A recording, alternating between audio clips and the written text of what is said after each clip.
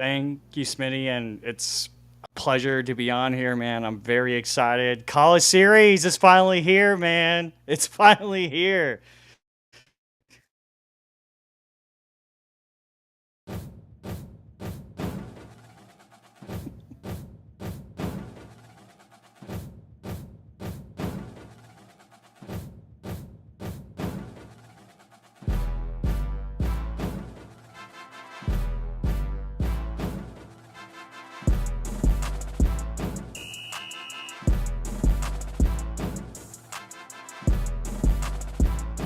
Yeah, I'm not muted. Am I?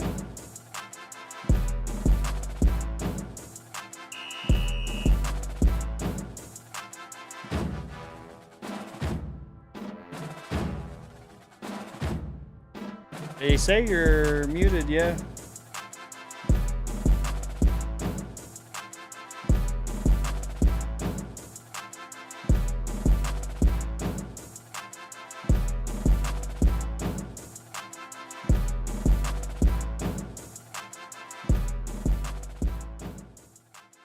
He did. What a great start to the College Series.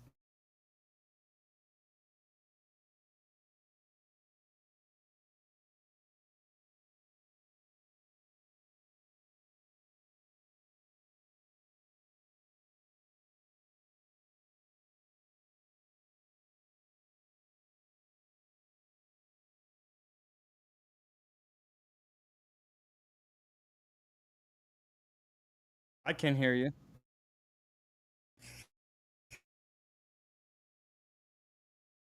If you know, you know.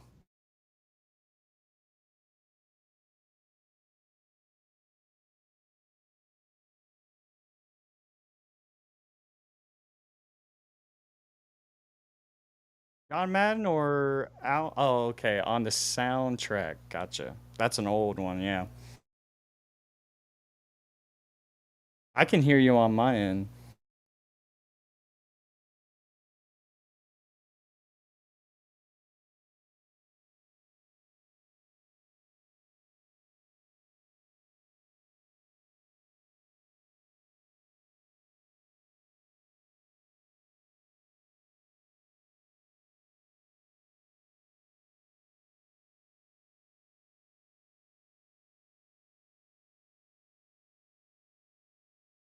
Okay. Okay, now you Did you guys should be find able to it? hear me. Yeah. Man, now y'all should be able to hear me, man. I'm gonna play the bell because that was crazy. That needs one or two bells, Yeah. man. Need the bell off rip Taco Bell out here. But y'all should be able to hear me, man. I was saying, you hear me, Smitty, and all that, man. I had a great intro, and you guys missing me. Anyway. I was trying to say, glad to have my guy Pecan on. You know, he's been one of the biggest college series fans of the RFL, man, and he's just like, hey, wanted to hop on his podcast and try to be a regular, and he kind of talked to me about that during like the tail end of the RFL season. And I was like, you know what, Pecan, I'm gonna go ahead and have you on, man, and see what's up, man, because I mean, if anybody knows college football, especially in the RFL world, is this guy right here. And once again, for the second time, glad to have you on, Pecan, man. How you feeling? I'm feeling great, man. I really appreciate the honor of being on here. I wanted to add to the line of Ohio State guys, that I was showing you in my presentation of getting into this type of stuff. So I kind of wanted to add on to that.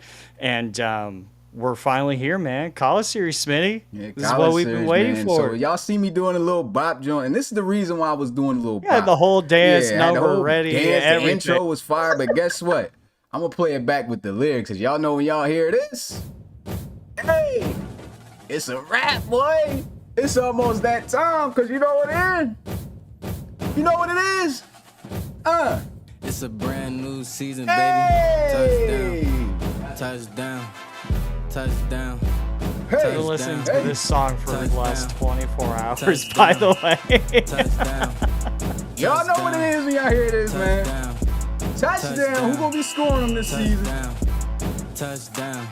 Let's get it in the chat. Let's put Touchdown. touchdown in the chat. touchdown. RFL It's a original brand new season, been a song long right way. there. Saw some players GTM up, tape, put my them little on my brother on the highlight lyrics. tape. College series here, gotta hear my name on draft day. Y'all gonna hear the rest of that on game day, man. But once again, glad to have Pecan on. Unfortunately, I don't think you can hear the music, so that kind of sucks. Oh, I can't I'm hear glad the you didn't try to bells or dance. anything. Yeah, I'm about to say because you probably would have been off on that one without being able to hear anything. But There's like no like beat. It would have had no rhythm at all. you'd have to try to catch my rhythm off of how I was not in my head, and it probably would have been a Probably little would delay. have felt like that freestyle dance instructor. So yeah, it wouldn't have gone well. Yeah, so new layout here. This is gonna be the college series podcast layout. Trying to have Pecan be on as a regular on every Wednesday now. Like I said, anything can happen where, you know, he might not be able to show up, or we might not be able to have it. Of course, we'll put that news and stuff out there for you guys. But the college series season, like you said, is here. And let's go ahead and dive into our first topic, which is off the rip.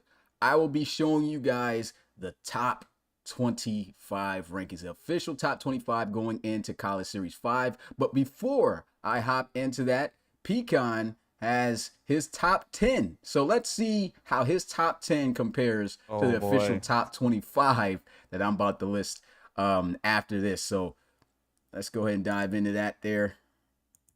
All right, so this is Patrick Connery's Pecan's preseason top 10 teams. So number 1, of course, Ohio State.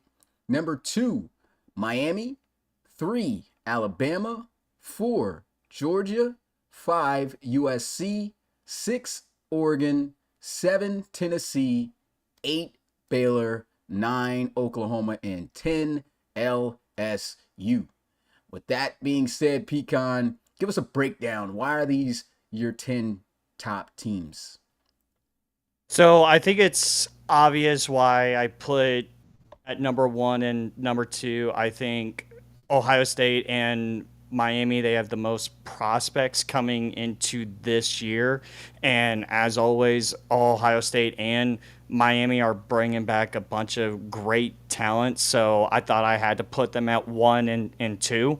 Bama at 3 because it's Bama, and I feel like their generics are going to be really, really good again, like we saw last year. And at number 4, even though they went 9-5 last year, I still feel like the Georgia Bulldogs, the expectations that we put on them going into the year due to how well they did in CS2 and with the talent that they have coming onto that team, I feel like I had to put them at 4.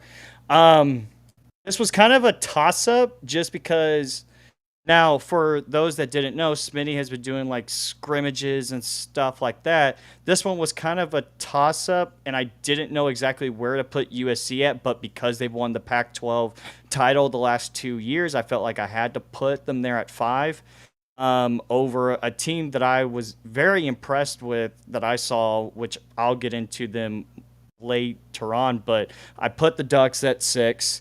Ronnie Shanahan, Ronnie Football, Ronnie Two Gloves, whatever you want to call him, you know. But he doesn't have the 2 gloves anymore, so man, we will see how that goes. But still, really impressed by how they looked in their game that I saw them play, and we'll talk more about that.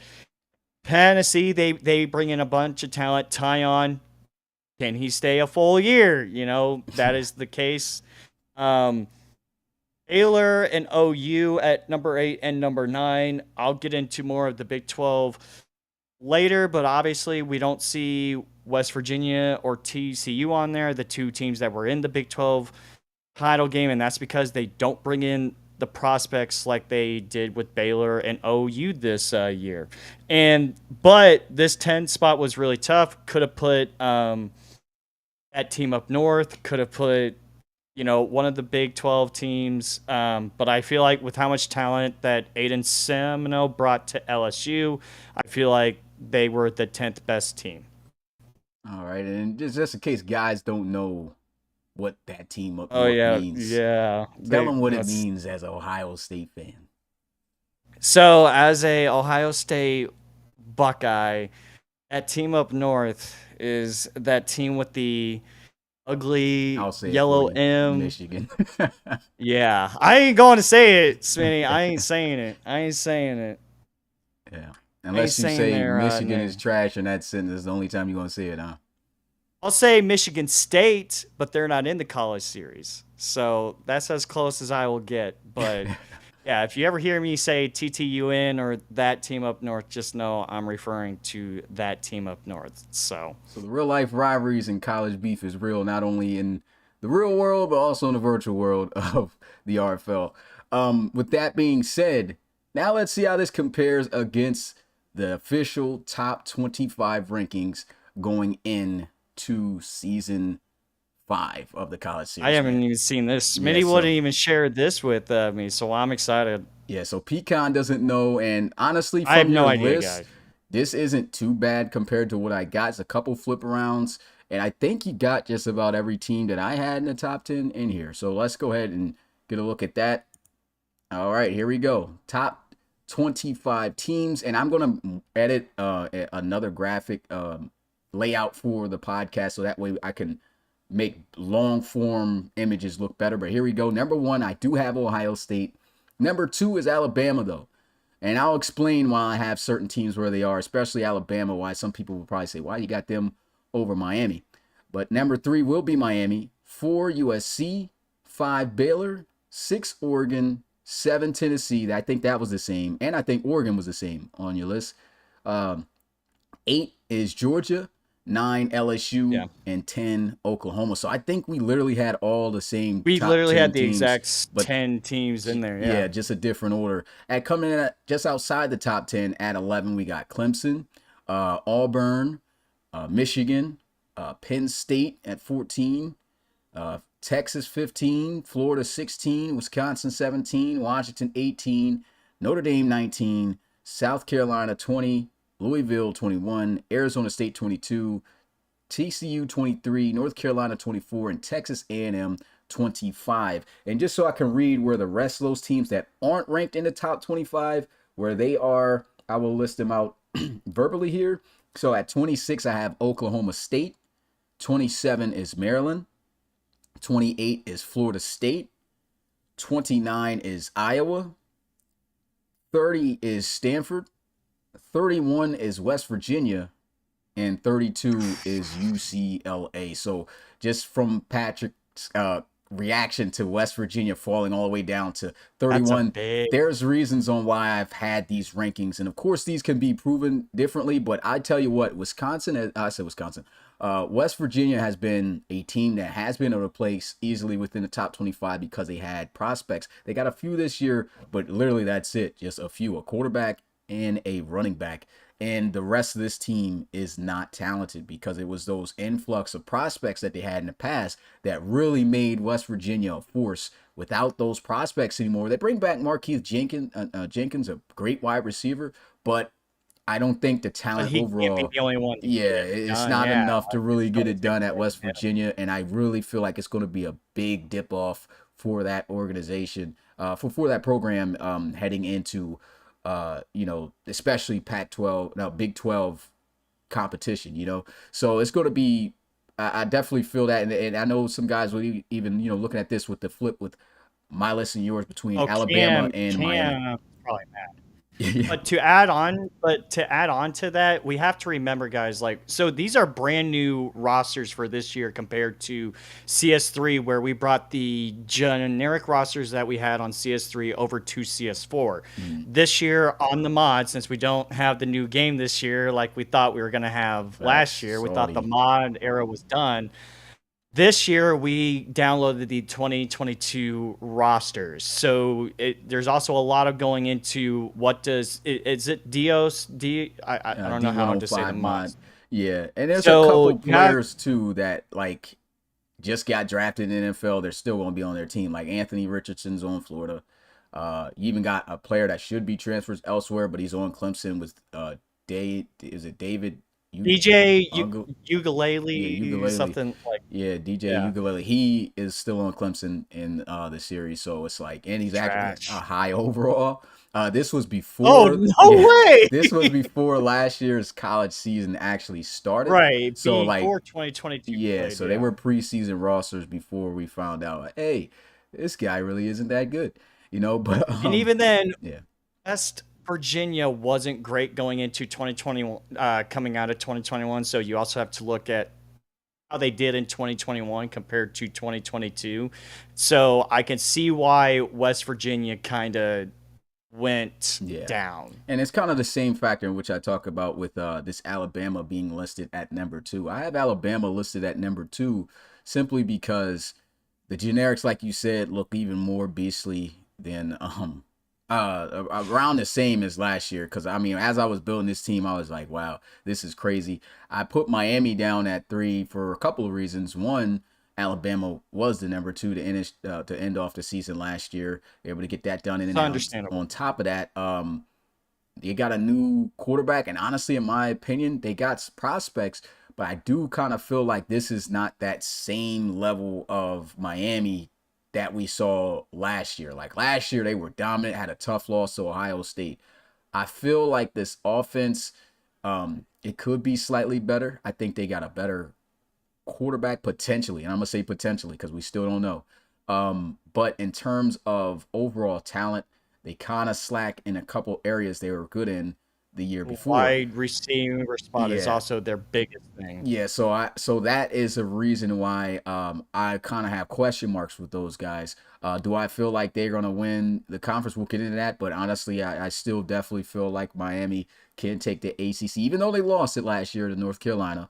But they're still a great team that I think should be able to dominate in that conference this year. But Alabama, I think, is going to be a tough team, a real threat still in the SEC. Should be able to win that division again, most likely. Once again, that's just all I'm saying there.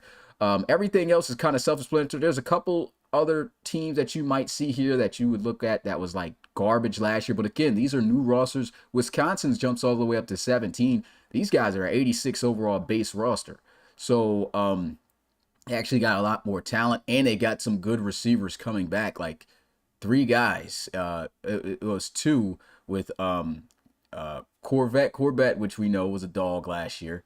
He's been there for 2 years as a dog. And then Pecan had me even bring a guy back, Micah Jones. Micah Jones is a dog. If And y'all he's, don't know who he is a stud, yeah. guys. I know Corbett. Corbett got a lot of the attention because of the memes and because his name sounds like the song that Juju danced to. But Micah Jones, man, if you look at his stats, that guy had, I think I sent it to you, Smitty. He had like 14, 15 touchdowns Yeah, he was going last crazy year. and over 1,000 yards. Let me see if you did send me that. And I think you probably told it to me instead of texting it. But I know I sent it to you in one of our discussions, but this guy, do not sleep on yeah, Micah he Jones had as well. 63 receptions for 1,027 yards and 14 touchdowns as a number two wide receiver.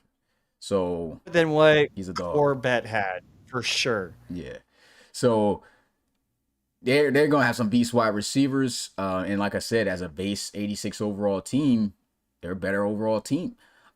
Michigan, we already know they're pretty good, even but they didn't get any recruits this year, and They had one, but yeah, OU got him. Eddie Champ was actually supposed to go there, yeah. and then OU was able to snag him from there. So thanks, thanks, So, really lying. Like, but yeah, Michigan is a more talented team than what they were in the base last year. So I feel like that's going to be a dangerous team. Auburn is they're a so much convenient. more talented team than they were in the base last year. I don't know why they had Auburn so trash in the last 2 years, but maybe they weren't that good. But I never thought they were that terrible like they had them. They had them like an 80 or 81, but now they're like 87 as a base. So like that could be a dangerous team now in the SEC and really spice things up. Let me I see kind of if want to there's see any how other that team. new generic cornerback Dom Beck. I think that was his Yeah, name, Don they or did get a Dom Beck. generic. Yep, So Don Beck is generic there. And I think that's mainly it for teams that have like jumped up. Clemson still got a boatload of talent. Will they put it together this year? Still got to find Another out. team that kind of shocked me though is Washington. That one kind of shocked me for being them low.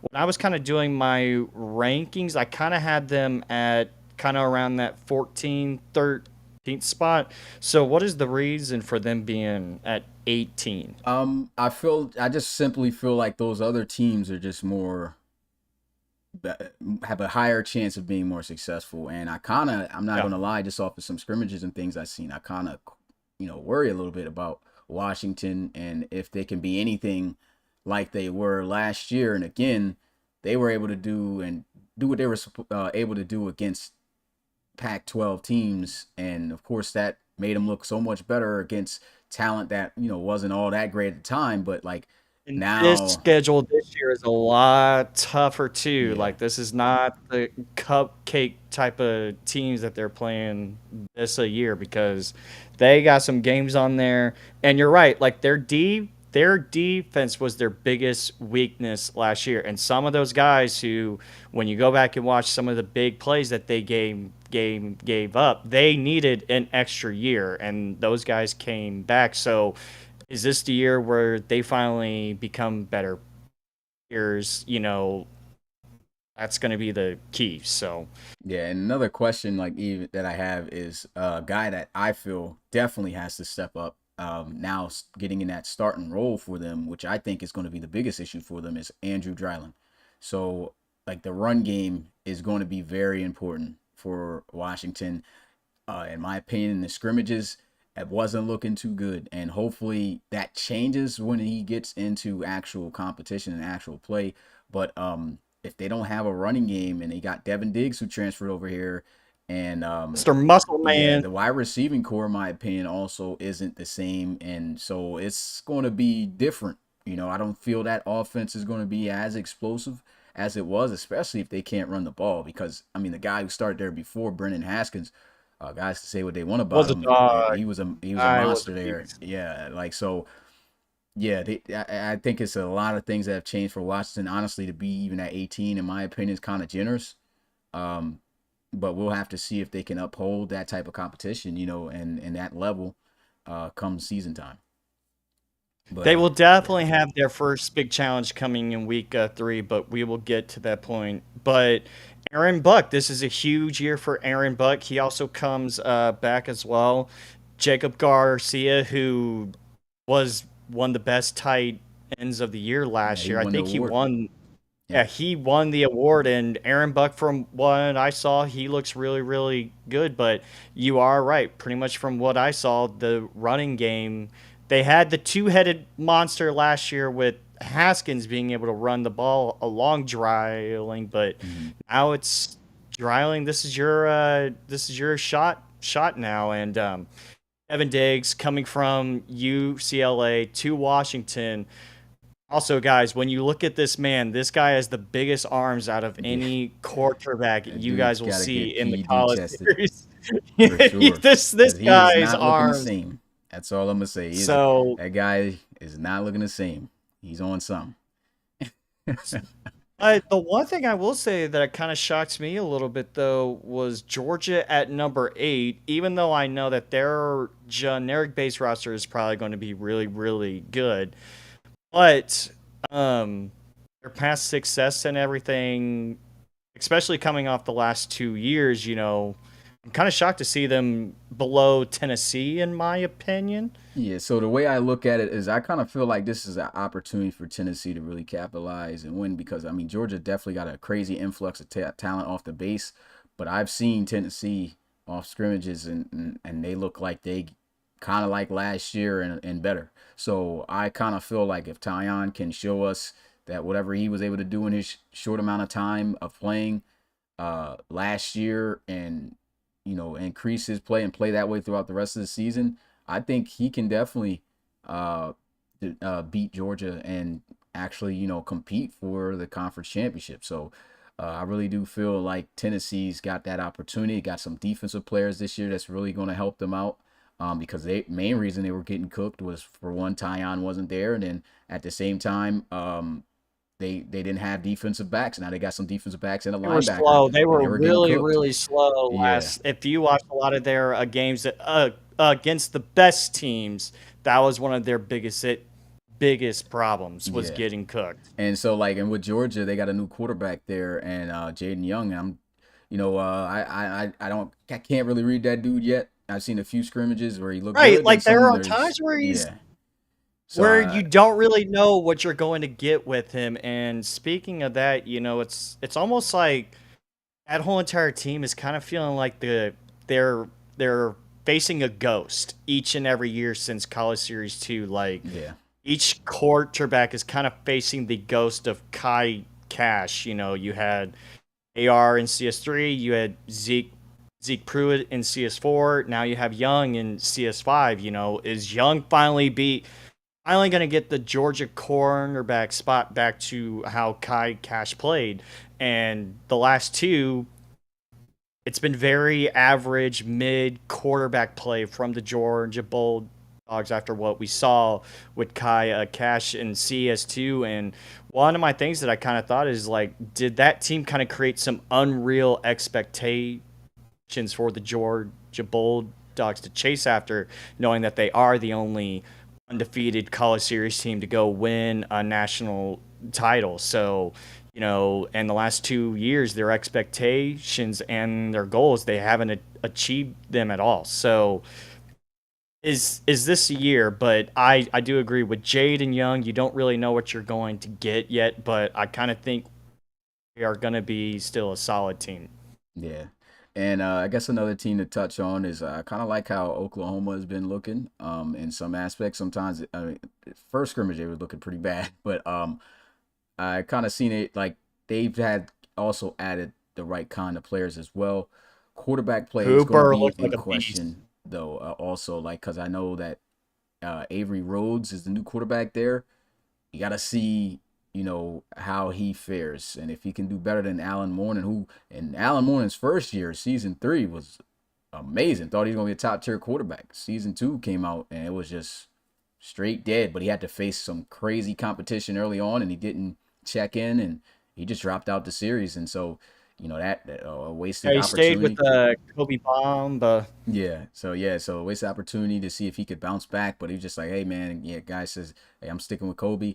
We're gonna drop off Allen. At least he had a one great amazing season with some highlights to remember, and now we got Avery Rhodes over here. So, and like you said, Jalen Cooper, new running back, he's looking Running back, really good.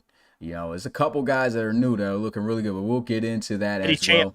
Yeah. So, with that being said, is there any other team you want to touch on, or are you good? One team that I want to touch on really quick is,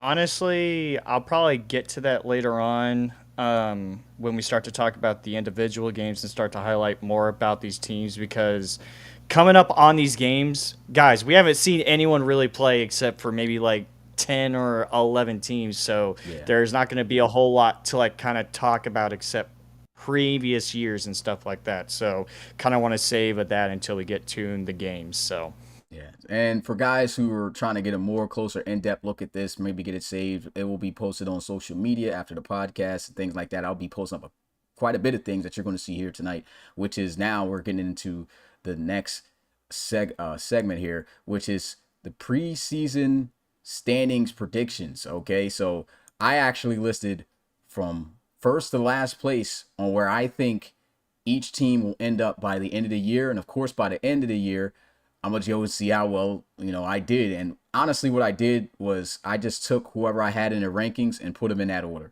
Because I mean that's all we could really go off it's of. kind of like what a preseason rankings Yeah. is anyway. So So this is how it's looking for the conferences right now for the Pac-12. We're gonna go for the Pac-12, Big 12, ACC, Big 10, and then we're gonna go to in the the SEC, of course, because that has the most teams and a lot of comp over there.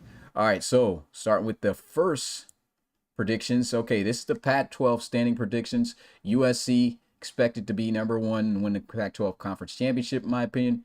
Then we have Oregon at 2, Washington finishing 3rd, Arizona State 4th, Stanford 5th, and then UCLA 6th. Um, these guys have been competing. These 1 and 2 guys have been competing for the conference championship for a few years now, and For a few last years, time it's yeah. been actually, and both times actually, it's been pretty competitive. And I still think it'll be pretty competitive this year. I just feel like these two teams have it on lock. Could Oregon win the Pac-12 as well? Definitely. But I kind of like what I saw at USC when we were running those test games, and we'll have to see how they look. Of course, coming in the season, but I do feel like they're the front runners right now for the conference.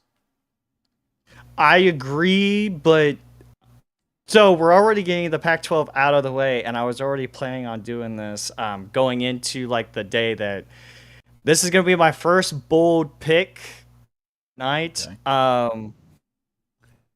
I actually think the Oregon Ducks, I think this is the year of the Ducks, man, in the Pac-12. I really like the talent from what I'm seeing out of there. I think Ronnie is a great quarterback for him. You got that new running back who He looks was like a looking good. stud. Yeah, I Chris Clark, mean, dog. their offensive unit is really good. They also got Garrett Evans back, who missed out on CS4. Now he's back in CS5 from the CS3 team. And we talk about USC, and they were very Jekyll and Hyde from the scrimmages that we saw of them. And so I'm kind of a little skeptical of where the Trojans are. Now, they should still have a good team. And let's not forget, Cinco Cardenas is now the Yeah. quarterback for USC, stepping into Calvin Poole's shoes. So that's going to be huge.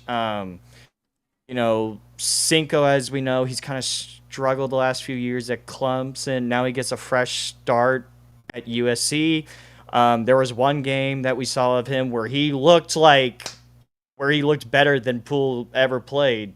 And then the next game, it was like, this was not the USC we watched the night before. So, Yeah. but you still can't take anything away from like scrimmages though. So the only Especially since our thing, scrimmages, for guys who don't know, we were doing it behind the scenes as a Discord exclusive, and we were only facing teams that were not a part of the college series. So the more talented teams are, of course, a part of the college series. So it was kind of like lower end talent teams were playing. It will be different when the season hits. That's all I can say. right.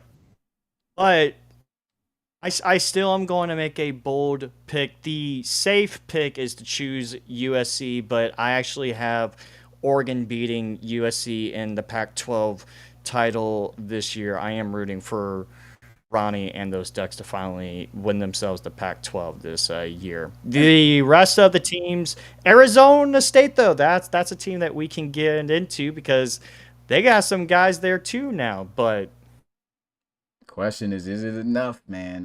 They got yeah, like 4 guys. I mean, they're still trying to compete with the likes of USC and Oregon, which I think have this conference lockdown hands I down. agree there. But I wouldn't be shocked to see them jump Washington. At 3. I wouldn't be shocked, but Yeah. I still agree with you on them finishing third. Stanford and UCLA, I agree with having them at 5 and 6. Yeah, and as you were saying, like I don't think your prediction is a bold pick, to be honest. I mean, I just said even in my segment, I was like, hey, if Oregon does win, I wouldn't be shocked either because, I mean, I kind of feel like these teams are very close in talent. Even though Oregon has not been able to really best USC's past few years, I do feel that they still got a good There's a chance. year. Yeah, this could be This the year they this get is something. it. Yeah, so I could see these guys seeing each other twice this season, like I said, in regular season and the conference championship game. All right, moving on to the next conference, we have the Big 12, and here are the Big 12 predictions. At number 1, you got Baylor, 2, Oklahoma, 3, Texas, 4, TCU, 5, Oklahoma State, and 6, West Virginia.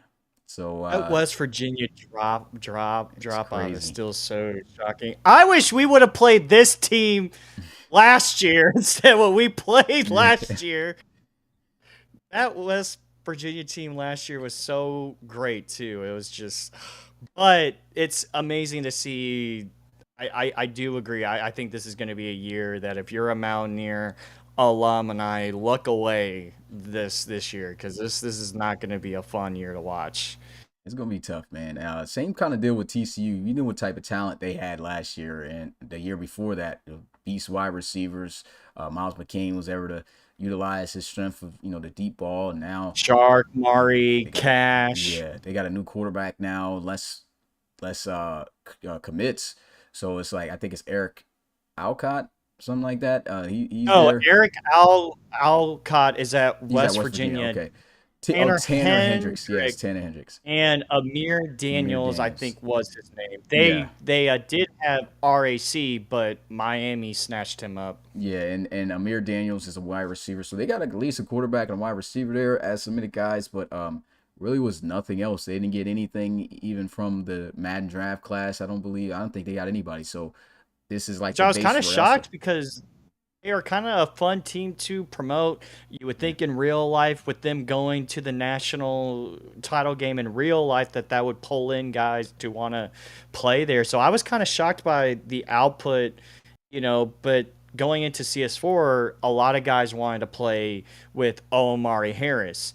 And there wasn't a guy, all of them went into the draft, and there wasn't a guy this year that kind of had that, like, hey, come play at TCU, like Omari Harris did back Yeah. going into CS4. And if there's anything I will say, TCU, is that you guys don't have Barry Hill anymore. Barry Hill, he retired and decided to focus on school. That's what he said back on the draft thing. So, Yeah. Baylor and OU, though, that was probably my pick as well to finish in the conference game. I'm gonna have to go with the Sooners to win. I probably just upset them again, but I'm going with the Sooners to win the Big 12 this year. Okay, and man, they've been looking to try to win that. Well, actually, they won it with Allen Warning. In Back in season 3. CS3, Yeah. they beat West Virginia. But if there's a rivalry, I know that one player wish they could have back, Daryl Johnson, in the year where if he had been able to win the division, he could have took the OU to the playoffs, and he didn't. He lost to Baylor twice that year, and Yep. then of course OU gets him back, Baylor gets it now, and then now it's actually Baylor didn't win it. It was TCU that won the. I think it was TCU. This is just me off the top of my head, though. I can't remember if they won the conference. Let me see. I'm scrolling. Because last year it was West Virginia beating TCU. CS3 was Oklahoma beating West Virginia. Pat probably knows it at the top of his. Yeah, this only has. Okay, let me try to pull up TCU here on the schedule. Just real quick, just to see if I have this on that website that I usually record everything on. I did not put the bowl games or the conference championship games in here. So, actually, I think I did. Yeah. Where's So Pat when you need him? West Virginia beat them for the they beat them in the conference championship game, and then TCU went on to beat Oregon in the bowl game. So it was they lost to West Virginia 27-21. Yeah, Well, so this is the thing about Baylor, though, is that this is a team for the last few years have had crazy prospects and stuff like that. You had Alvin Mack, DJ Evans, Christian Williams, Gregory Ashley, Eric, Bain, all of those guys who were great players. But this is a new year, and now they don't have Akiro Atomo anymore, so they don't. they got that If guy anything goes from wrong, Texas at number 3 school now. They got Jordan Granger, who Jordan he's looked Granger now. pretty sturdy, and even at Texas, man, he has some pretty big wins, man. I mean, remember he beat It's just he Alabama that didn't year. have the team, yeah. Yeah, he has some good wide receivers out there too, with Corey Smith and it was some other guys he had out Hip there. Soto was his Tip guy. Soto was a last. monster with him. Yeah, that's who it was after he transferred from The Notre thing Dame. is, with Baylor, that's been tough for them is that it's been a four-headed monster race for the last 2 years in the Big 12, and it was talked about last year how if there's a conference that's going to miss the playoffs because of how good everybody else was, it's the Big 12. And we saw that happen last year in the conference title game when West Virginia took TCU out of the playoffs. So, but Baylor has kind of been that team that, like, we want to be a part of that too. And this is the year. If there is a year for them to capitalize and win the Big 12, this is the year because they haven't won it yet. And the expectations for them, I have them finishing as number one, but I wouldn't be shocked if the Sooners, with the talent that they have on their team, to take the Big 12. So, yeah. So they haven't won since College Series 2. Like I said, that year they beat Daryl Johnson, which was a big dub, but yeah, been a minute. Not too long, though. 3 years. Can third time be the charm? All right, now moving into the ACC. We have number 1, Miami. Number 2, Clemson. 3, Notre Dame. Louisville at 4, North Carolina at 5, and Florida State at 6. When I get a look at the talent here, it's different as well. This is another conference that's kind of dropped down. North Carolina didn't get as many recruits. They're not the same.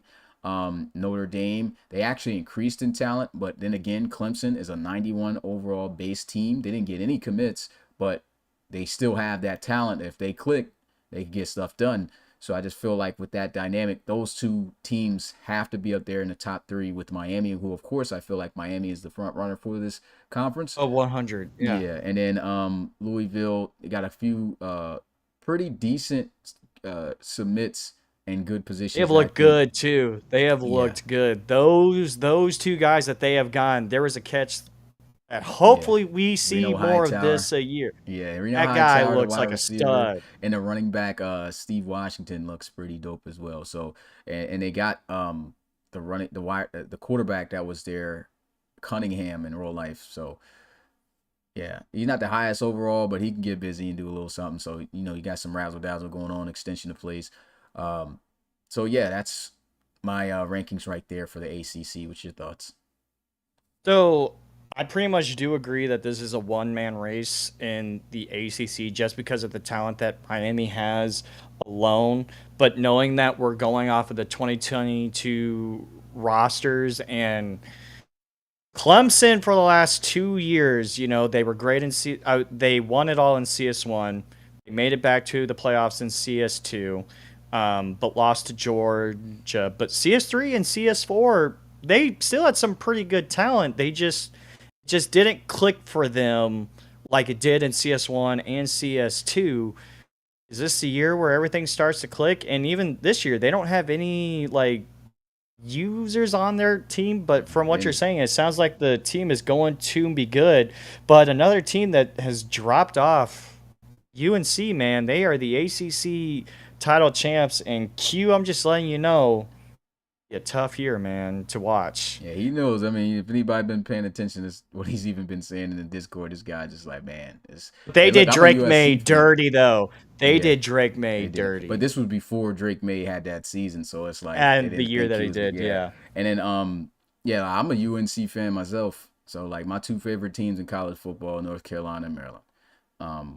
And hey, I'm a true fan, man. Even when they mid, still it's UNC all day, still Terrapins all day, but I'm a realist. I don't see them giving Miami. I was excited when they won the conference last year in CS4, but to do it again with this team, that ain't happening.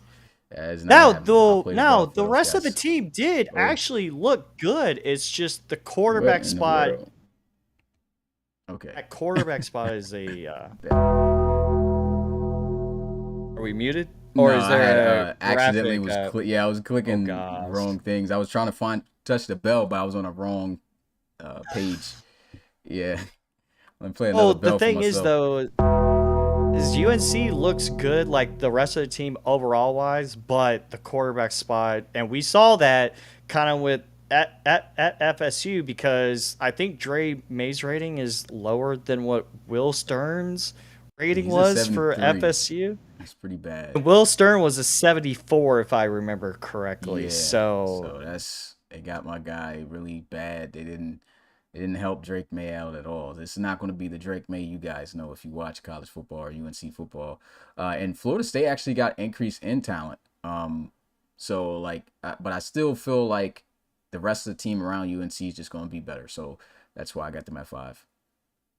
It wouldn't be a shock if they somehow if they were better than UNC this year, just based off of the cornerback play that we saw of UNC, because FSU had a really good team in 2022. They should have a quarterback there, Jordan Travis, playing for them. So I think that will be fun to see. So, hey, ESJ, maybe this is the year that your team, pulls out some wins and Go to a don't bowl game at least. AB, but that Notre Dame team looks, we still don't know how they'll look. I know they have a running back and a tight end that is supposed to be a stud. So that will be fun to watch. So that's the ACC. Let's go ahead and get a look at the Big Ten. Of course, two-time Yeah, we national championship skip this. winners. We already Ohio know. State, Yeah. number 2, got Michigan. Number 3, Penn State. Number 4, we got Wisconsin there. 5, Maryland. And 6, Iowa. And like you said, it's kind of self-explanatory, guys. Kind of figured this was what was going to go on anyway. So, yeah, definitely got to have Ohio State at 1. Michigan, I think, is the next just best team overall. Same with Penn State. And it all just kind of follows here. There's nothing really too much to say here. Anything you want to say before we move on? It's not a shock. It's not a shocker at all. I mean, this is pretty much, I think anyone would pick us to win, especially with how much talent that Ohio State has coming back and that they added going into this year. I don't think it's a shock. But I wouldn't be shocked to see Wisconsin or Penn State be really good this year based off the generics they have, knowing that they were pretty good in 2021 in real life. So that probably carries over to how good that their team's going to be in 2022. I know Penn State probably is going to have a really amazing wide receiver and also an amazing cornerback that I know he's probably on that team, Smitty. You Yeah, he's know on the exactly who I'm Steelers. talking Yeah. about. Yeah, you know Yeah. exactly who I'm talking about. So I wouldn't be shocked to see if any of those teams are really good. Iowa, no, Maryland added somebody. Who did Maryland add? They have They had a a running tight back and end. a wide receiver. I think they do have a tight end as well. I know the wide Okay, receiver is former coach of the Crusaders, Christian Bachkalupi. The running back that's right. is Mitch Kazalotov. Um, and then I can't remember who else was on that Maryland team, but like you said, a tight end. It might be. I think it is a tight end that's going there. So I don't have the It's list like around me right last now, but yeah, year. Just like last year, they had it was nothing but offensive talent, but no defensive talent. That was one of the worst defensive teams in college Series yeah, 4. yeah. They I were expect very it to bad. be the same. I expect it to be the same. Yeah. All right, and then we get on to the last one, which is the conference with the most teams, 8 teams in the SEC. Number 1, we have Alabama. Number 2, Tennessee. 3, Georgia. 4, LSU. 5, Auburn. 6, Florida. 7, South Carolina. And 8, Texas A&M. Thoughts on the rankings here, Pecan? You want to talk about a conference that has a chance to knock itself out of the playoff race. Remember the Big 12 last year. This might be it this year for This SEC. might be the conference this year that knocks itself out of the playoff race for how good everyone is. Yeah. The 3 teams at the bottom, I expect them to be not that great. I don't think Florida's going to do well. I don't think South Carolina's going to do well. But they have been one of those teams the last 2 years that you sleep on them and they'll upset you or beat you or almost give you a game. They almost beat us. They beat UNC. They knocked Clemson out of a bowl game. So Yeah. they're one of those teams that we say that now, but they are going to be one of those teams that slept on. And I'm pretty sure they have Spencer Rattler there, so he will probably be the quarterback going into this year. Texas A&M might be good, but yeah, just based off of what you're saying with Auburn, though. But these 4 teams with Alabama, Tennessee, Georgia, LSU, Tough. Count all day. is this year though? That is this Tyon's year though? I'm gonna be real. I don't think Tyon wins the conference. Do I think he can get You to the think he conference gets them there? championship? I think he can, which is why I got him here now. But of No. course, he's got to ball out, and the team's got to ball out in these SEC games. So it's going to be tough to get that done, man. To move on to the conference championship and to face whoever's going to be there, which will more than likely be Alabama or Georgia or LSU. That's Don't sleep gonna on be tough. LSU this year, guys. I don't think anyone should sleep And on anybody them. who slept on them last year kind of paid for that because LSU, like, they were heavy underdogs that came out beating teams. Like, they beat the brakes off of Baylor in a bowl game last year. I mean, And that they was just also crazy. beat a team that no one saw them beating, which was the West Virginia Mountaineers. Yeah. No one saw them winning that. So LSU is a team. Aiden Semino, he got a bunch of guys to go there. So that's a team. Oh, do not sleep on them Yeah. at all, because that what's his name? Payne. Van I, Veckelen. Van he looks like a Veckelen! stud. He looks like a stud. Just know, I say it all the time. When it comes to the game and I'm calling one of his games, I'm saying your name like that for the touchdown, bro. But And also yeah, remember, the guy claims that he can't see out of his own vines or two. So yeah, maybe you need to get that thing off your head, buddy. Kenshi out there. But yeah. So that's my predictions for the SEC. We're going to bring this back up way later down the season for to see how it compares at the end. I think that'll be cool because I already got these graphics set up here. And now we will jump into our next segment, which I was making a graphic for, but it was taking way too long, so I didn't have the time to do it. I'll just throw up the podcast thumbnail back up again. And my next segment is about the top 3 returning players and the top 3 new players. So, Pecan, who are your top 3 returning players and who are your top 3 new players that you think guys should look out for? Alrighty, so my top 3 players returning this year. If there's a quarterback that I have to choose for one, it's Tyon. Same. The guy, anytime that he played, he created magic. He even ran out of the end zone on a play. That's how much Lobster. magic that he was trying to create. Sorry, Tyon, had to bring that up. But the guy, we all saw it. They went 6-2 when he was there, and in the games that he wasn't there, you felt his importance to that team of what he brought. And when he wasn't on the field, they suffered big time for Lost it. every And game.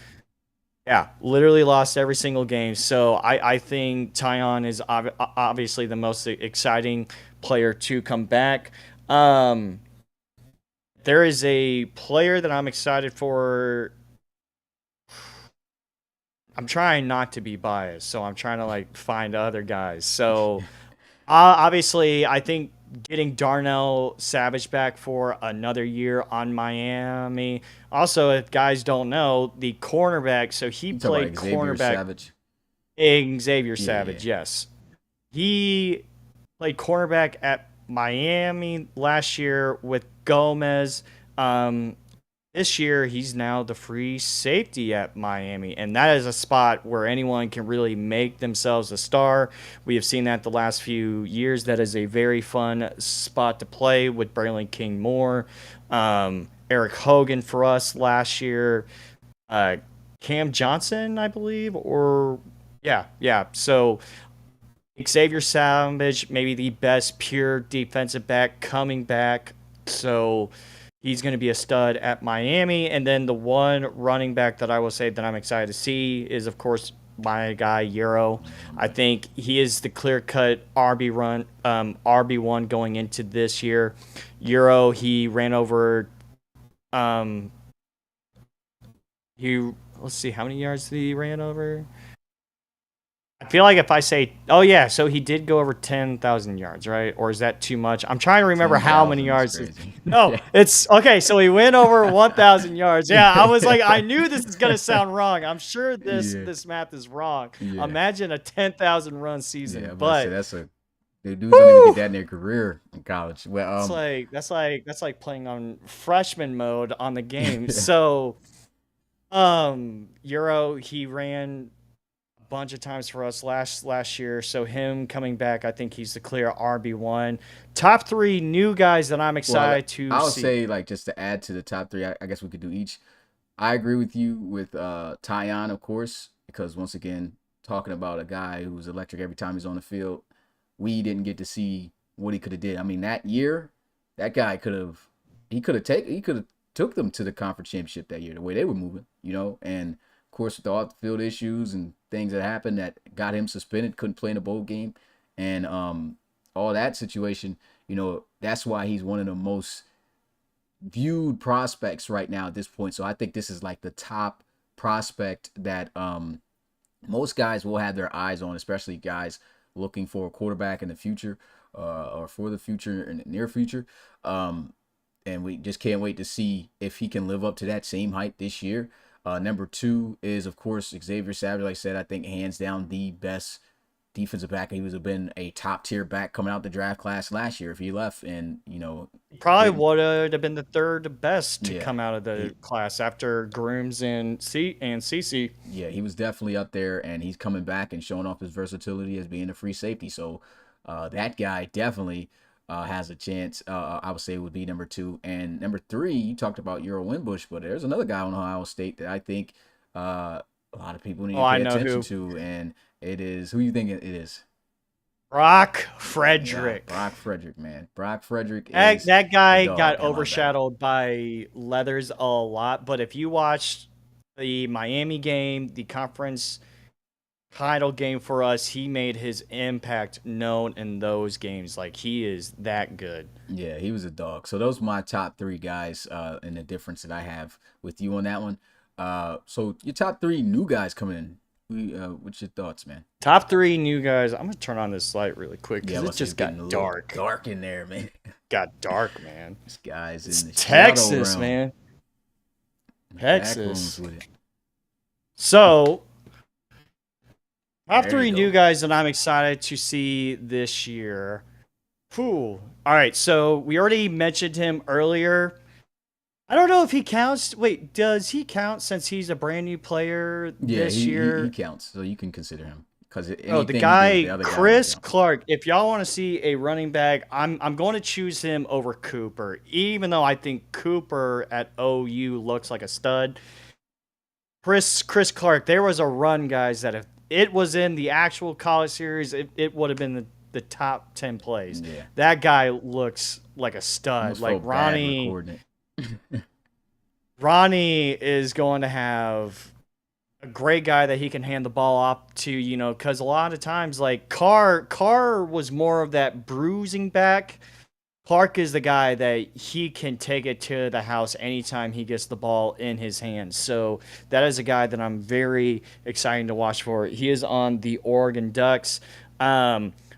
Wide receiver, there's a wide receiver that caught my eye, and that is J.D. Calhoun for Tennessee. I saw what he was able to do with Tyon. He has a really good connection there. I think he's got some of the. I looked at his build and everything, and I also know him a little bit. I tried to talk to him at coming at Ohio State till I found out we got LeBron James.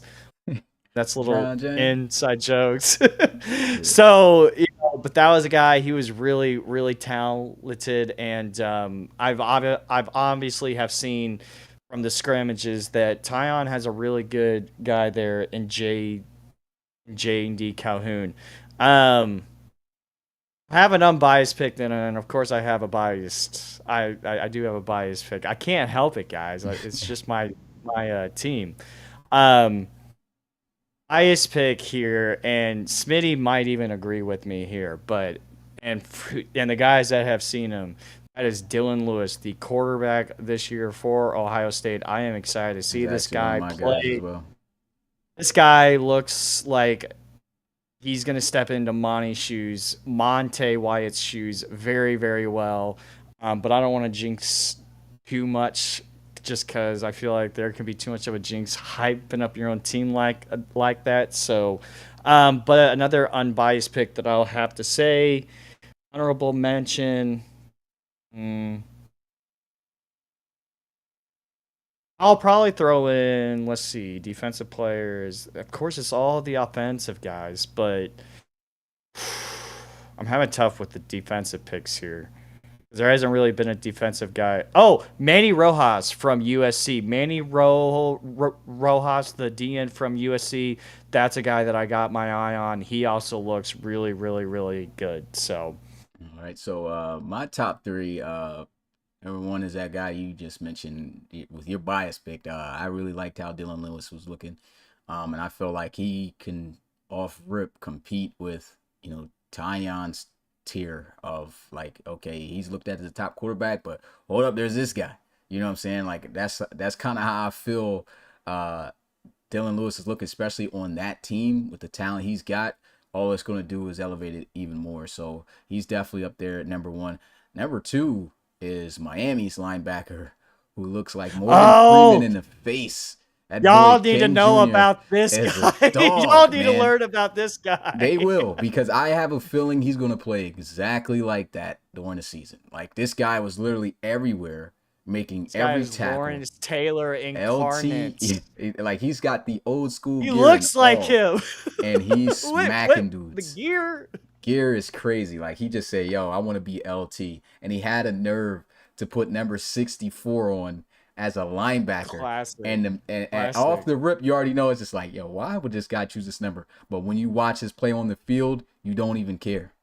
You don't even care that he's wearing 64. You're like, yo, that's probably the best guy I ever seen wear number 64 playing football.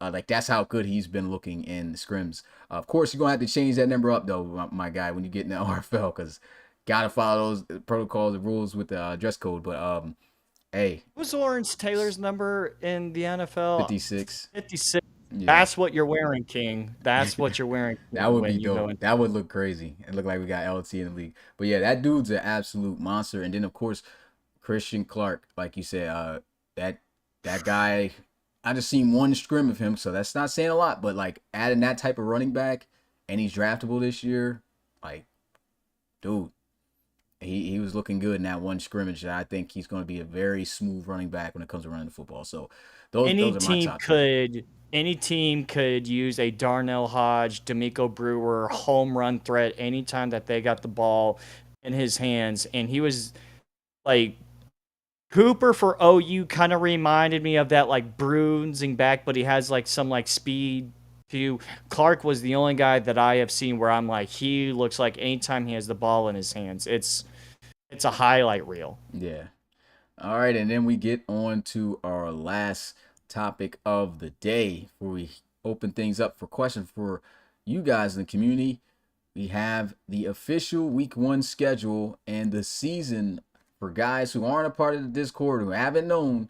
The season officially starts tomorrow. So tomorrow night, 8 p.m. Eastern, first game. It's the two-time national champions on the road taking on TCU as Ohio State takes on those Horned Frogs. And let me go pull up these spreads and everything on who I had posted, on who I thought would win and by how much. And then we could get into that. And then what we'll do is, we'll go through each game one by one. Let me find these spreads real fast. Okay, here we go. All right, so game one. Of course, the favorites is Ohio State. They're expected to win by 11 or more points. Of course, you going with Ohio State all day, man. Oh, Do yeah. you think they get it done by 11 or more points?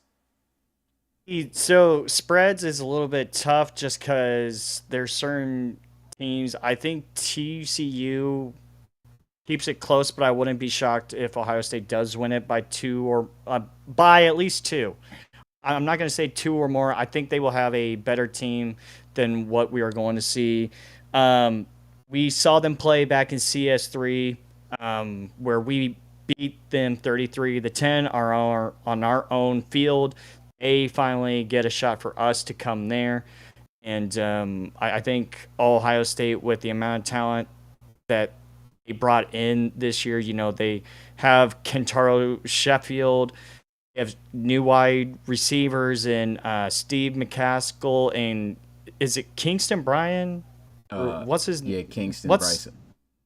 Kingston Bryson? Yeah, so they got him. Now they have a tight end on there, which you're lucky by the way, but he has looked really good from the scrimmages we have seen. This guy Arturo Flores. Look out for him to make some moves because he looks really good. But I know there's an RFL team that is waiting to see the debut of a guy, of an RFL player's brother, Drew Brewer's brother, Mhm. Seth Brewer. We are starting the whole Joey and Nick Bosa thing You at know, it's Ohio crazy. We didn't State. even bring him up for new prospects to look out for. I mean, Yeah, we that was our top three though. Like, but man, I completely just blanked on that. Like, he's I definitely was up there. also trying not to Yeah, choose nothing but Ohio State guys for yeah. all of the guys, But How we forget Seth about Seth? Brewer, Russell Shackelford, Rusty Hefe, that's one of my buddies. Yeah. I can't believe that name. That's still going to be tough to say. Apparently, he's getting his master's in scuba diving at Yeah. Ohio. He put that in his At, application, man. That was he crazy. did, which I thought Yeah. was amazing. Yeah. So, and I don't know what he's going to be scuba diving. Maybe at Lake Erie or Lake Michigan. I don't know. Something. There's not much there in Columbus to scuba dive. So, but this Seth Brewer guy, from what we have seen, this two-headed monster, because before it was just KMJ and whatever defensive tackle that it was. Now this year you got Russell and Seth Brewer, the brother of Drew Brewer, who we know is a former defensive player of the year in the actual RFL and recently a RFL Reloable champion. So adding him to this team, obviously a lot of scouts are very high on him. So it's going to be fun to watch, and I feel bad for the TCU offensive line having to deal with that. Yeah. Um. All right. So you don't got them covering that spread though. Would you take that 11 or more? I will say, I will say that they will probably, you know what, bias. They will take that spread. Yeah. All right.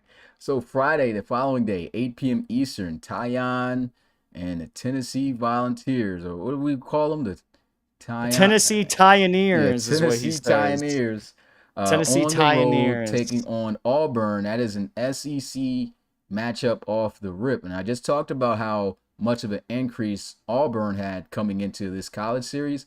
So it's going to be pretty interesting. So Tyon's going to get tested immediately on the road against this team. And I do have my faith in Tyon and the Tennessee Volunteers getting it done by 3 or more points. I agree with that spread, especially with what you're saying about Auburn as well. Now, a little fun fact Tennessee has actually not been Auburn at all in the college series. Wow. Auburn has been Tennessee every single time. So that's something for Tyon, as we all know, he went 6-7 last year, 6-2 when he was playing, and a lot of folks have him as the Mackey Award candidate, maybe even the front runner for the Mackey Award. So, And for guys who don't know what the hey, Mackey Award is, that's our own version of the Heisman. We have our own different titles for guys who were MVPs in the RFL at said positions. They had their names transferred on those trophies just for new guys who don't know what kind we're of talking like, about. the Wornsley Award is the running Best back running back, award, yeah, and Trey right. Worsley, Celtic Tigers, yeah. Yep. So, in Auburn, obviously they went 5-7 last year in CS4. I think this is a chance for them to show up, and I do have Tennessee winning this game by 3 or more as well. I think Tennessee, with the players that they added, they have looked really good, and I have them at least winning. But it's not going to be a high scoring game. I think this is the game where they win 28-24. All right, game number 2. Well, this starts Super Saturday, which now is turned into Super Weekend because it's way too many games to stream to have all 11 games be played on a Saturday. So what I did is from now on for this season, we're breaking up those games and we're having a Super Saturday and a Super Sunday where we have multiple premiere games going on at the 1 and 4 p.m. slots. So our first 3 1 p.m. games going through going live on Saturday is the Oklahoma State States. at Yeah. Washington. Be mad So at you for saying yeah, that. I got Washington by 4 or more points here at home. So let's see. Trying to pull up the notes that I had. Now, Oklahoma City. Oh wow. Got me. Now they are gonna be you. You got me on it now, man. Come on. Hey yo, Belfort. So Oklahoma State, is that my first ever bell? Yeah. Oh wow. So they went 2-10 in CS4. They had quarterback Spencer Saunders, who threw 26 interceptions last year, more than any quarterback in the college series. Do you know who the cornerback for them is this year? I don't remember who It's the still Spencer. Woo! Yeah. All right. But So the thing is, they got him. I got to just a heads up for guys. The skin complexions are a little bit off, so I got to change up some faces and stuff. Only for the generics though. For some reason, they got Spencer dark skin. I thought he was light skin last year. he's like more like I yeah. thought he He's was white, kind of. actually. I Isn't he? don't remember. Yeah. I think he's light skin. I don't know. I don't remember. Yeah, we I gotta haven't get him seen right. his actual face in a while. Yeah. But he threw 26 interceptions last year, the more than any other quarterback in the college series. But if there's a defense for him to beat, this is it, because Washington, as we saw last year, how many times did they have games where it was like 45-40? Yeah. I mean, even in the game that Javier broke the touchdown record, how many points did they give up on the other side? He had to throw an eighth one because it was 49-49 going into the fourth quarter. Yeah. So, I mean, Washington, some of the guys you are bringing back, I'm kind of a little iffy on, but is this year where they look better? But I do have Washington winning this game. I am excited to see how E.J. Bailey plays now with Tyreek Fitz and Frederick Irving gone. So I'm excited to see how they will play. And Evan Diggs, you're not at UCLA anymore, man. So this is your shot, but you will definitely have to take a test after you're done with the game. So Yeah. And second game in the 1 p.m. slot on Saturday, we have Iowa versus USC. Got USC winning here by 14 or more points. I'm taking that spread. If anyone saw Iowa in actual 2022, they couldn't score. So Iowa, they went 3-9 in CS4, but they also last year in CS4 they kind of snuck up on you at times. You know, I had to do my thing against them. They also beat Penn State in one of those games that I wasn't expect. Yeah, like so. But I don't expect them to give USC much of a run. If there is a game for Cinco Cardenas to throw Cinco amount of touchdowns, this is the game. But I will say, if there's one thing about USC that worries me compared to the last 2 years, Levi Dixon is not there anymore. And the running backs that they have going into this year, I haven't really been impressed with from what I've seen. You know, so maybe is this a game where he can play really, really good? I don't know. But I have USC and winning this game, and I would take that spread. All right, and we have next up Louisville versus Arizona State. I've got Louisville by a field goal or more here on the road. This is my potential game of the week. Now, I know a lot of guys were probably asking with the prospects that we have on this team. When you look at what they did both in CS4, Arizona State went 2-10, Louisville went 3-9. That's not really calling for a primetime game. So, but this was a game where Louisville won 46-40 in overtime back in CS3. If you remember, it was the pick six in the red zone that went for 90 yards for Louisville to win the game. I'm going to have all you guys saying it right. So Arizona State, though, they got a new quarterback, and I'm not going to say it, but I'll let you tell the story Dobrynia. behind. Vladimir Dobrynia. Yes, I have fun Oh, saying that name as well. for anyone who is unaware, so this is Chris Beck, the former coach of the Columbus Aviators. He is now in the college series. Vladimir Dobrynia. Anytime he scores touchdowns, we gotta get tanks. I don't know if we got a tank emoji. We gotta post that.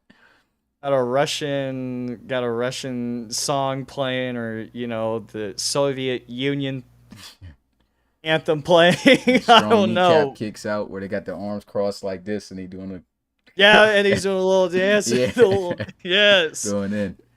that's what the whole entire cheer team is going to be doing whenever they score. Yeah. Well, I expect that game to be fireworks because I think they're not going to have very much deep defense in that game. So I wouldn't be shocked to see this game 38-35. I think that has a potential game of the week all over it. I am excited to see how Steve Washington plays in this game. And there's a game for Reno Hightower to eat in and show off. It's going to be against this Arizona State defense because from what I saw, that defense, even though they got, who's it, John back as the middle linebacker? Pop it back. Papa back. Even though they got him now, it's still, that defense is going to be very tough to show up when they need to. So, I'm going to go against the Grain Man, and I'm going to say that Arizona State gets the win by 3. I think Arizona State will win this game 38-35. All right. And moving on to our 4 p.m. slots for Saturday. First game, Florida State versus LSU. I have LSU winning by 8 or more points. Sorry, ESJ, it's not going to be fun again to watch this year, but who knows? LSU, I could see winning this game as well. They won this game last year 20-10. With the amount of talent that they have, bringing in all the new guys, they went 7-6. I expect a better year out of LSU. What is the spread again you have on this game, Smitty? 8 or more points. I can actually see them winning this game 34-20. Okay. So I have them winning this game by a lot more. So LSU has that game in my opinion. All right, next 4 p.m. game, we got number 10 Oklahoma traveling to take on number 25 Texas A&M, and I have Oklahoma by 7 or more points. So OU came into CS4 with a lot of expectations after, going to the playoffs in CS3. And the story is that, I think Alan Mourning is the first ever case here of the RFL College Series of having an amazing year his first year, then the next year a significant drop off. Yeah, I think he's the first ever story of this was not the guy we saw in CS3. Well, he's gone now, and Avery Rhodes is now the guy. And Oklahoma, it was a very disappointing year for them going 5-7, and they bring in a lot of talent. And they also bring in some talent back. I think Austin Sanders for them at defensive end came back. MSJ at wide receiver came back. They also brought back the other Dylan Lewis. We now have 2 Dylan. And this is a guy to also look out for because he looks really good. Yep, Dylan Lewis for Oklahoma. They also have a new cornerback that I was really impressed with in JoJo Cart. So I can see Oklahoma winning that game 31-21. Now, Texas A&M, though, they had a lot of hype going into 2022. Maybe they got blessed by the generic gods.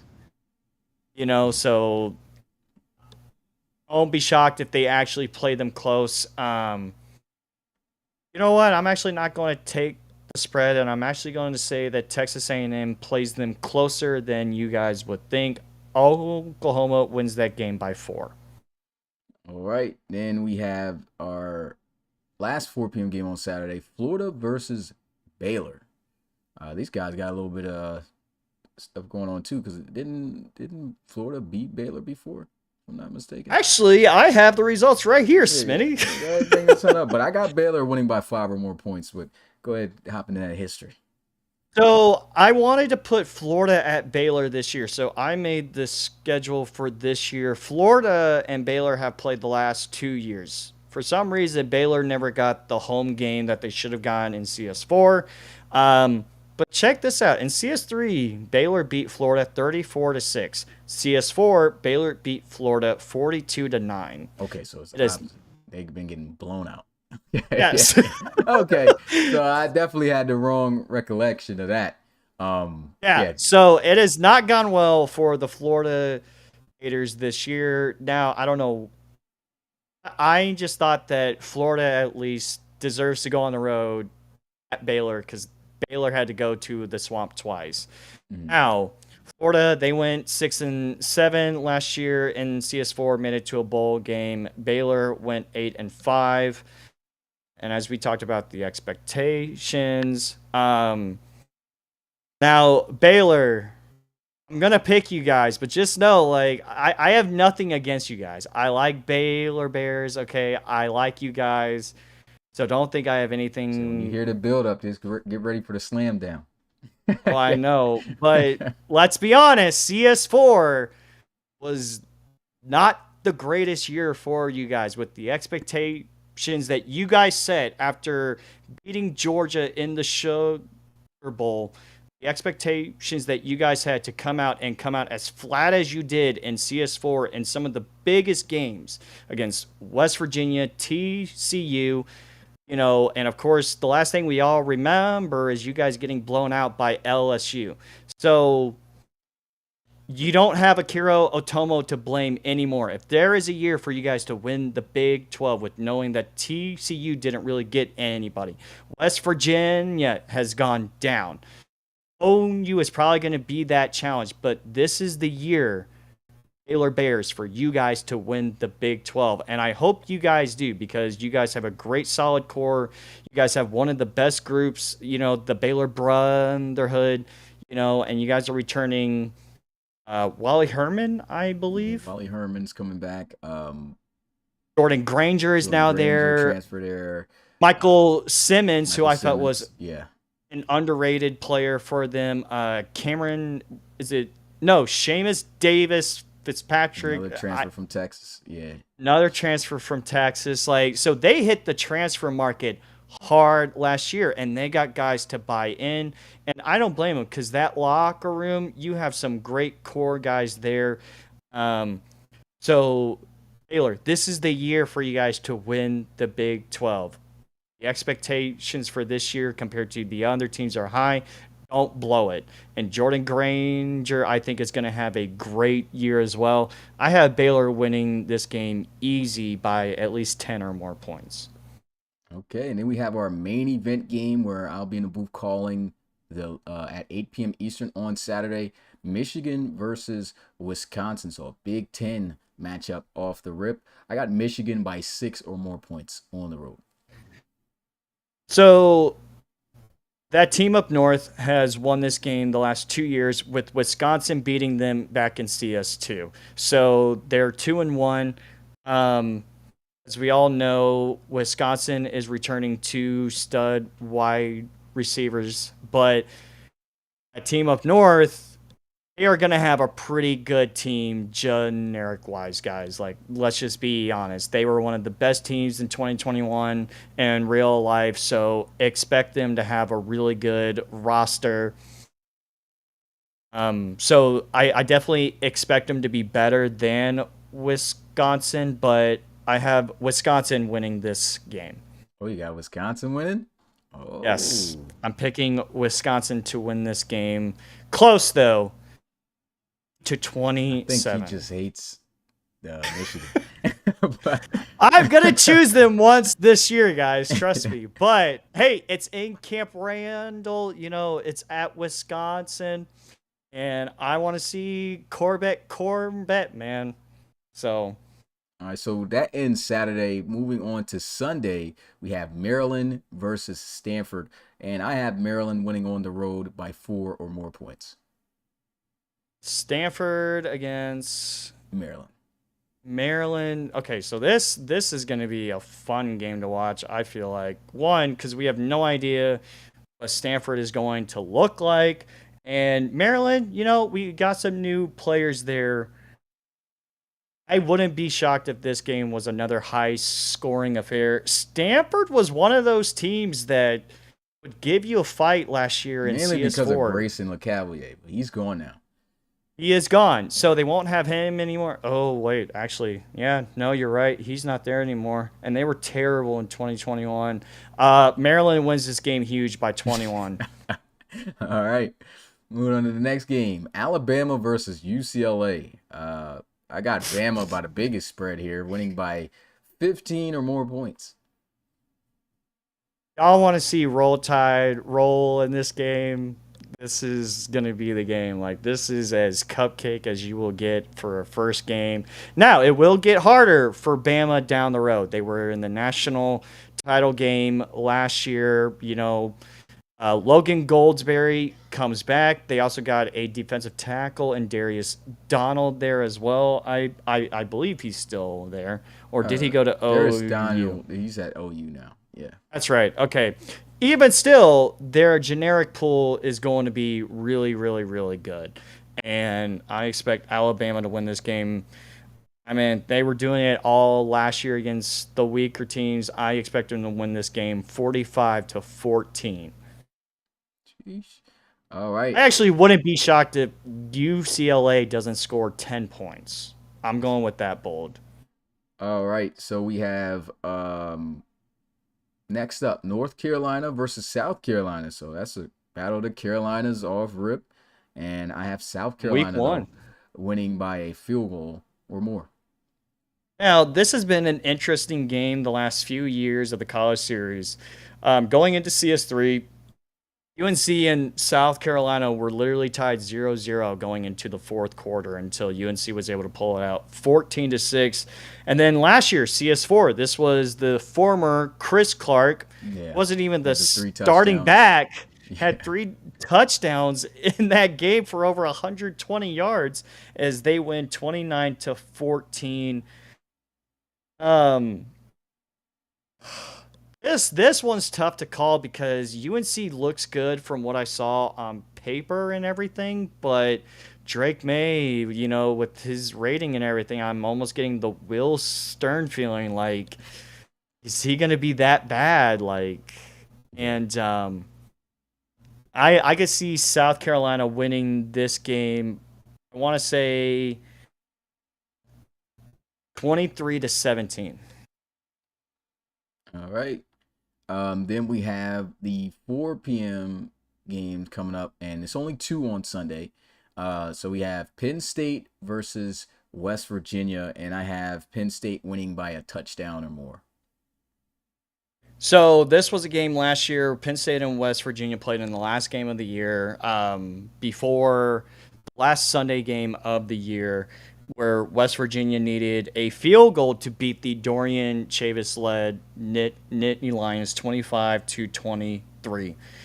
I do not expect that to go that way again this year. I think Penn State's going to have better generics on their team. Now, Eric Alcorn, he is there. Mikey Moose, what's his name? Mikey Moose. Yeah, Mikey Moose, man. Did they get him from Canada? Where did they get that guy from? Yeah, he transferred. He made a couple of transfers because he was originally with Georgia. Couldn't win his starting spot there. Had to transfer. He was trying to go to Arizona State. Couldn't take that either. So somebody else was there. He could go was to West Virginia. He's going to take over for Jordan Duke, which we'll talk about Duke here in a minute. But I just don't see this West Virginia team being really good. I think Penn State is going to win this game. I got them at least winning 35-21. I see guys talking about the Florida State logo. I think that logo's fly. I got to see, what is the new Florida State logo? Because I could have sworn this has always been their logo. This is all I've seen every time Florida State. Oh, yeah. I don't know. I'll have to look check at that it out. But the last 4 p.m. and premiere game of the week, Clemson versus Texas. So number 11 versus number 15. I got Clemson winning a close one, by a field goal or more. So if you're saying if what you're saying is true with the Clemson and generics and the Texas Texas, also has moved up as well. sure, and they probably got Quinn Ewers there at Yep, they do. court. Yep. So it'll be a battle of DJ versus Quinn Ewers. Um, for almost a game that's going to be nothing but generics. This almost has a potential game of the week vibe to it too. Like this could possibly steal the show. I expect it to be a really good game. They got to go into Austin to play this game, but I see Clemson winning this game at least by 3. But actually, you know what? I'm going to go the other way around, and I'm going to give it to the Longhorns, actually. And I'm going to say the Longhorns win this game 27-24. All right. And our second to last game on to close out the weekend, Miami versus Notre Dame. It's something like they always say when this matchup comes up, Catholics versus convicts. It's And Catholics it's versus going to convicts for be sure. in the Catholics turf. So Notre Dame here at home.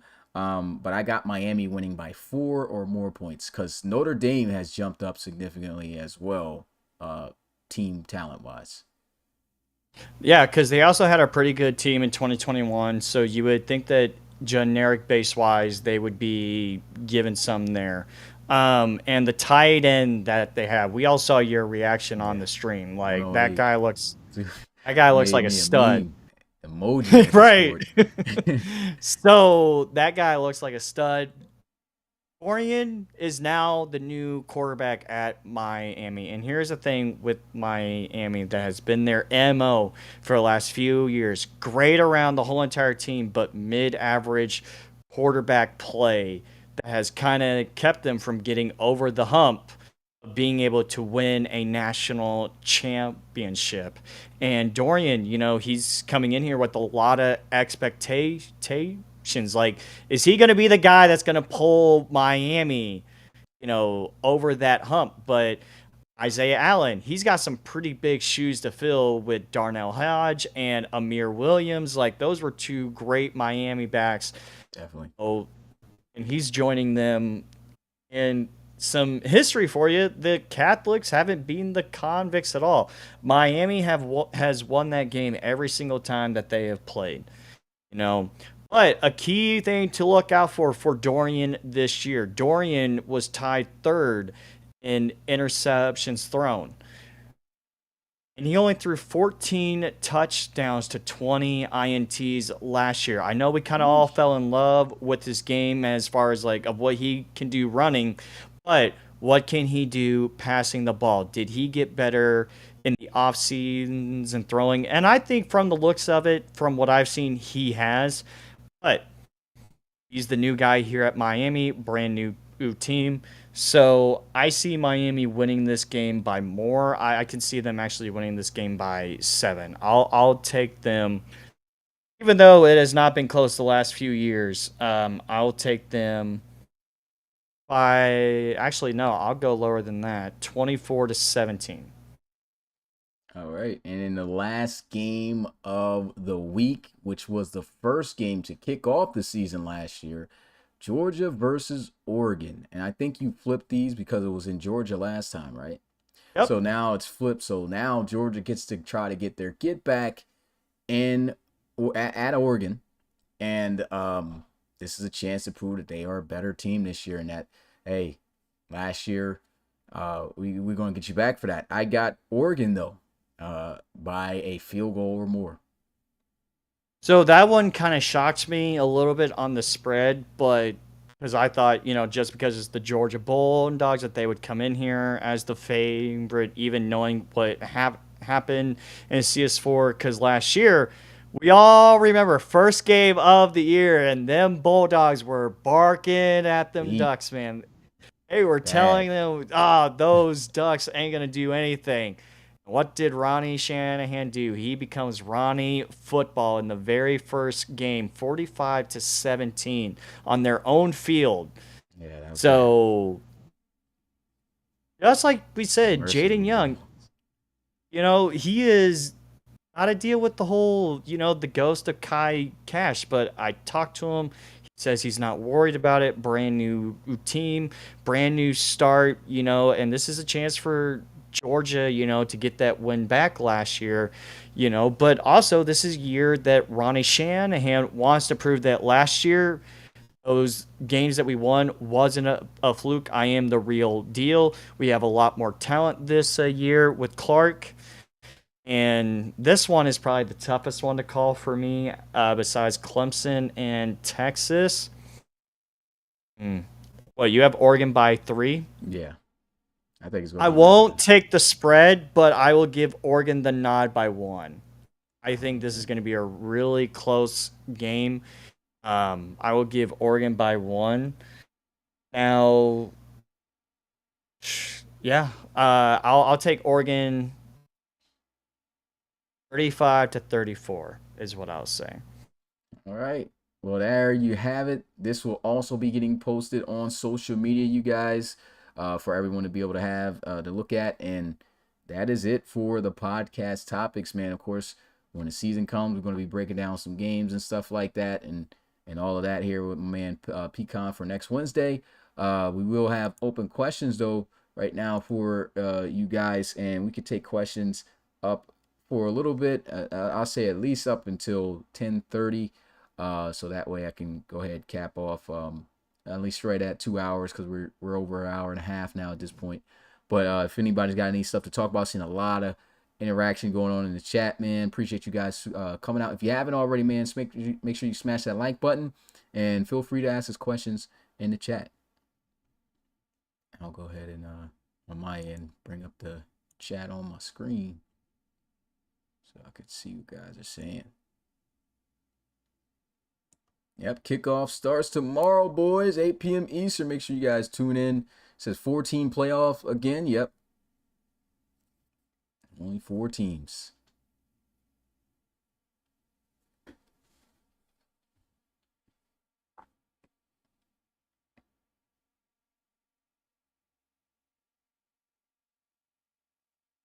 And once again, shout out to everyone that pulled up, man. I know day one's going to be dope.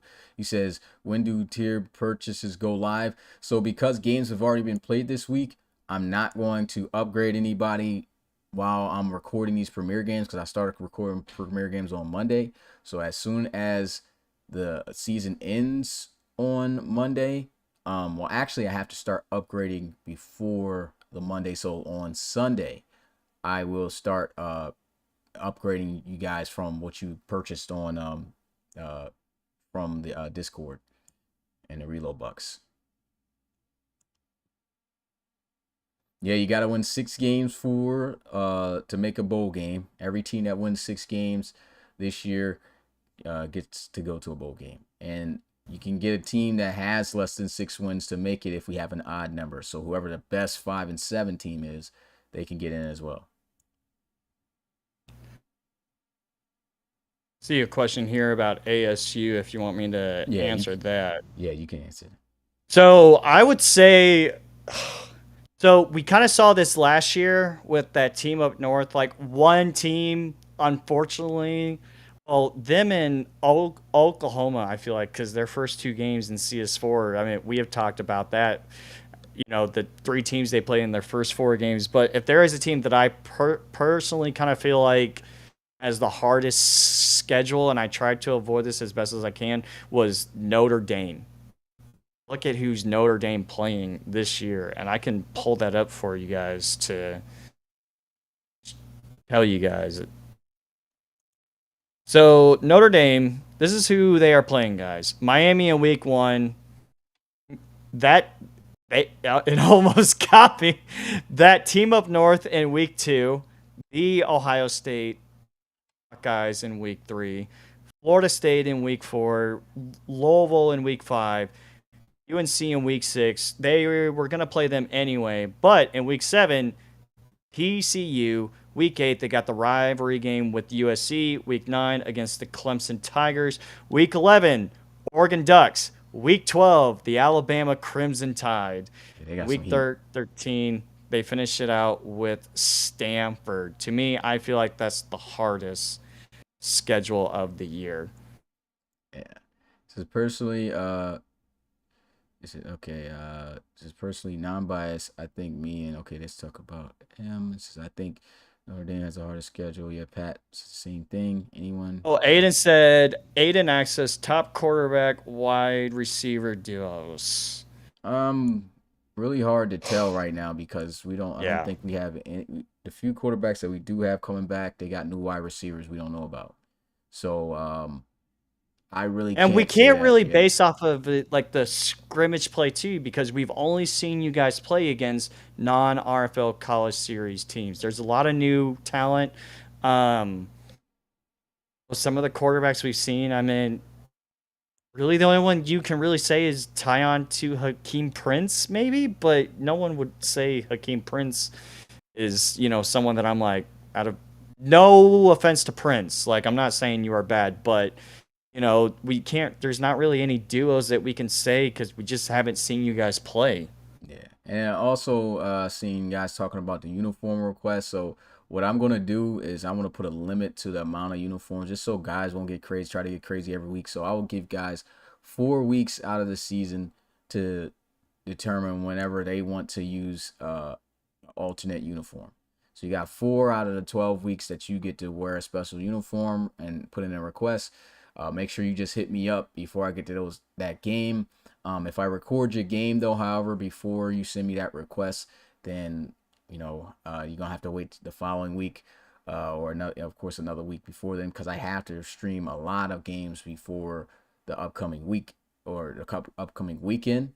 So it's gonna be hard. Same deal with equipment. I've seen guys put new equipment. Guys, I'm not gonna be able to change your equipment throughout the season. I'm telling you that right now. So whatever's in there right now, that's it for uniforms. Like I can't make edits really throughout the season because I got a lot of stuff I got to do. So I'm not going to be able to make those changes for you guys.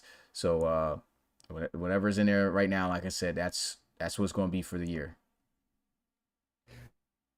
I see one. I think Christian's asking one prediction on how many losses do you think a team will be able to take and make the playoffs? Well, the last few years, all we've Yeah. really seen is two the most. I know CS1 was pretty crazy, but Yeah. if there's anything that we have seen from CS2, CS3, and CS4, two Three has is been the like you're very on the cusp. Like you might not make it, but like I'd say three at max is like once you get to three, it's like you're probably not going to make it, but you have a very slim chance to. You get four, like I said, they haven't seen that since College Series 1. right. And the only way that happens is if it's ultra competitive out here. And honestly, looking at the teams that should be the front runners of their conferences, I don't see many teams taking too many losses like that. That's top tier in their conferences. So I think we'll at least get 4 teams with just 2 losses at 3 at max. I'm trying to remember all last year, Alabama, USC, us, and Miami. We had all 2 losses between each other. I know in CS3, Miami was the only one that had 1 loss. Ohio State, OU, and USC had 2 losses. I don't remember the records in CS2 besides Georgia being undefeated. I know Alabama had Alabama two had 3. losses. Well, no, they had two. Remember, because they Oh, only lost to okay, yeah. one team. Yeah. So that's the Because third was the championship. Yeah. Okay, yeah, yeah. So they lost 3, and well 2.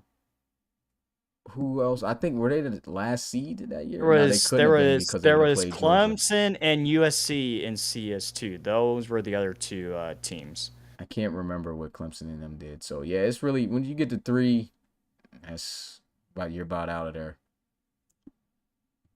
Who's the best defensive players you guys saw in the scrimmages? Morgan Freeman. Yeah, that boy Stephen King was out there Stephen King, slacking. guys. I'm letting you guys know when you guys watch this Notre Dame game and Brian Schneider, the tight end for Notre Dame, I'm letting you know, man, look out for this guy. Yeah, He's going to be probably the main one that's going to cover you the most. Like, when you see this guy, you will know, like, he literally looks like Lawrence Taylor out there, man. Does Clemson have alternative uniforms? I don't think Clemson has many, if any, alternate uniforms, to be honest. Yeah, he said who's the best. Okay, we talked about that. I think 3 losses. Yep. No offense taken. I'm looking forward to this. Got it. The first time I saw Louis Quintana, he cost me 2 packs of smokes. What? Stevie King knew the perk was famous. Yeah. That dude's a monster though, man. I think he might end up being one of the top linebackers come the end of the season.